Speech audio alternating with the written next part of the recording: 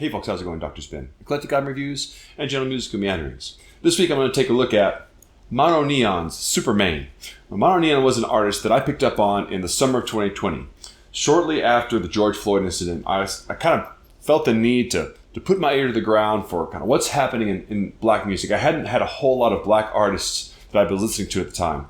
But I didn't want to just get into this idea of just listening to more rap music, listening to more hip-hop music. I want to kind of see like what the experimental guys, the people that are really out there pushing the boundaries of what's possible in the field. And Mononeon's name came up, and it was a great find, because Mononeon is a fantastic bass player and an incredible musician and a great songwriter in his own fashion. He's also a fascinating personality that's created this very unique identity that really could have only happened in the 21st century internet age. So let's take a look at him real quick and his background, because I think understanding about him will let you know what I think is so amazing about Supermane. Okay, Mononeon's given name is Dwayne Thomas Jr., and he was the son of a session bass player, Dwayne Thomas Sr., and actually started playing bass when he was 4 years old, actually on a guitar. And he would watch his father play bass. And that kind of laid the seeds for the very unique way in which Mononeon plays, because he plays his bass upside down and backwards, even though he's a right-handed player. And Mononeon's musical output is very unique also, just like he is. Oh, you don't need no makeup. That's not what I'm into. You don't need no shower. I like your smell. Yes, I do. I don't wanna go home tonight. I just wanna stay here, girl. We stay together till the morning light. We be farting all over the world.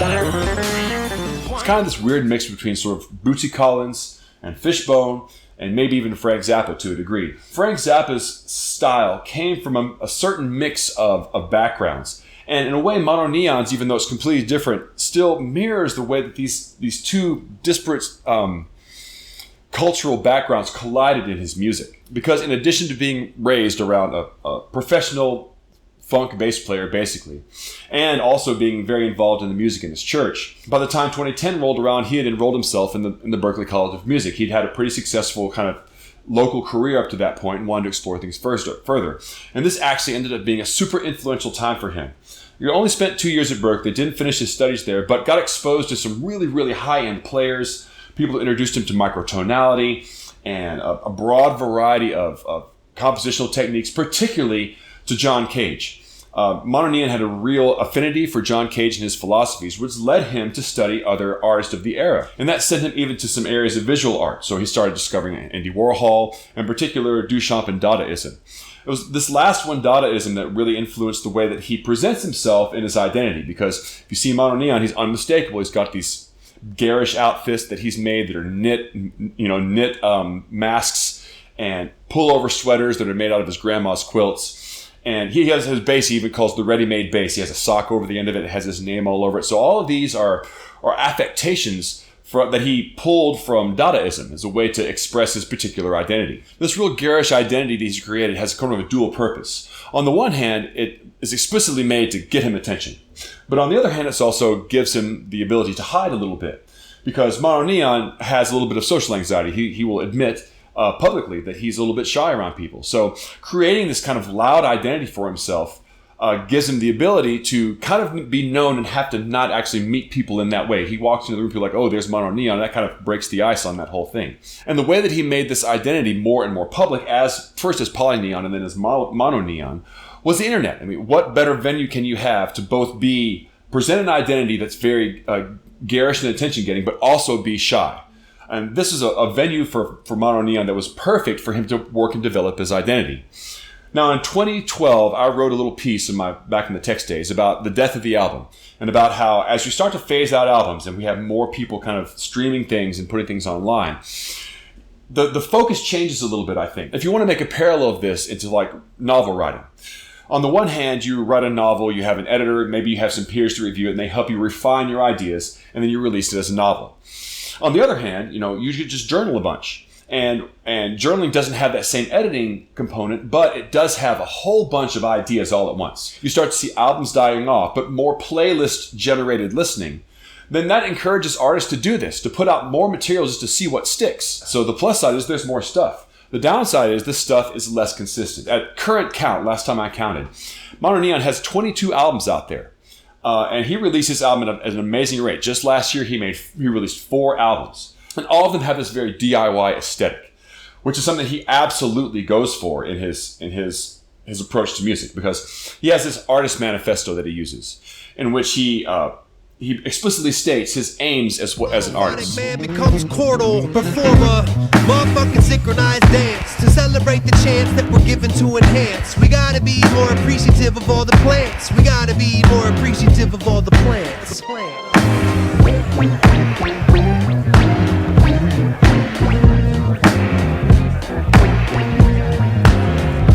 If you wanna reach the top, you can't disrespect the crop.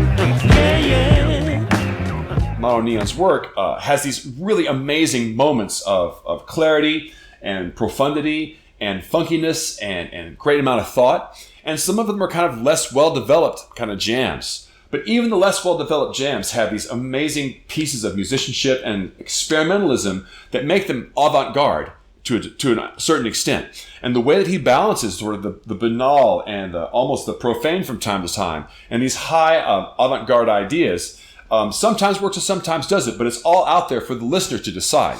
Generally speaking, there's 2 or 3 really great songs on every album.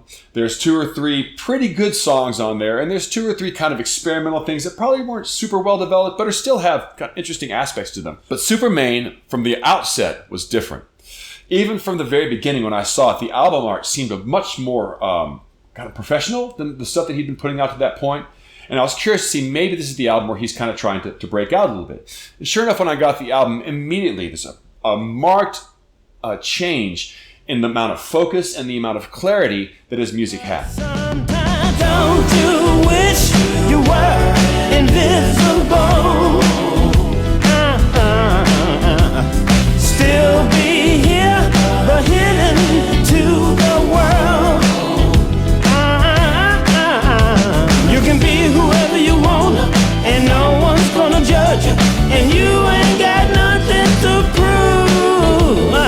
Don't you wish you were invisible? Now, the key component to what makes this album so much different than every other one that I've heard from him so far is that this was a collaboration between himself and producer and songwriter Davey Nathan.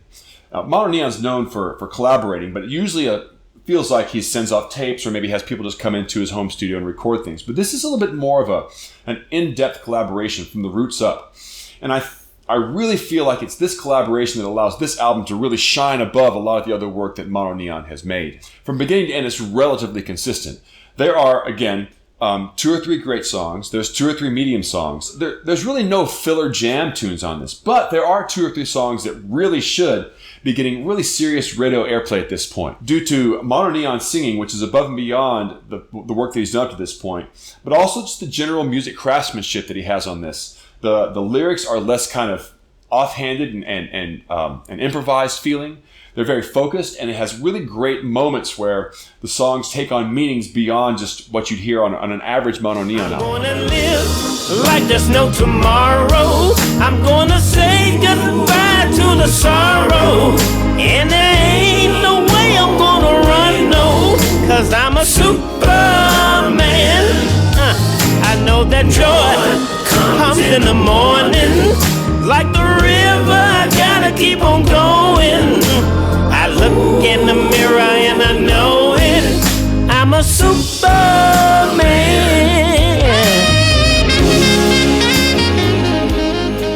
Supermane was a big hit for me last year and really just barely cracked my top 20. But it has the capacity, I think, to be a long-standing favorite for me, possibly even a classic in the long run. And I think that really speaks to the power of collaboration. I think some of the best music has come from writing teams more than just singular artists. I think it's very impressive when you have singular artists that can make something that sounds whole in and of itself. But the ability to just bounce ideas off somebody, even if it's in a subtle way, like, Matt Sharp with Weezer.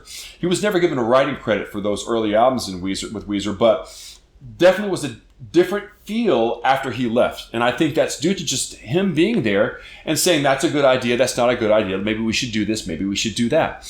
And these kinds of subtle aspects of collaboration are the things I think that make Supermane a fantastic album and the introduction to Mononeon if you want one.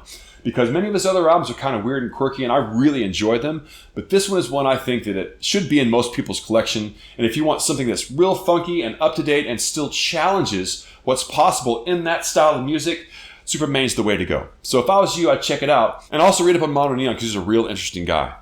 But that's all I got to say about him for this week. So if you like this video, please like and subscribe and share it out with your friends. Also follow me over on Spotify.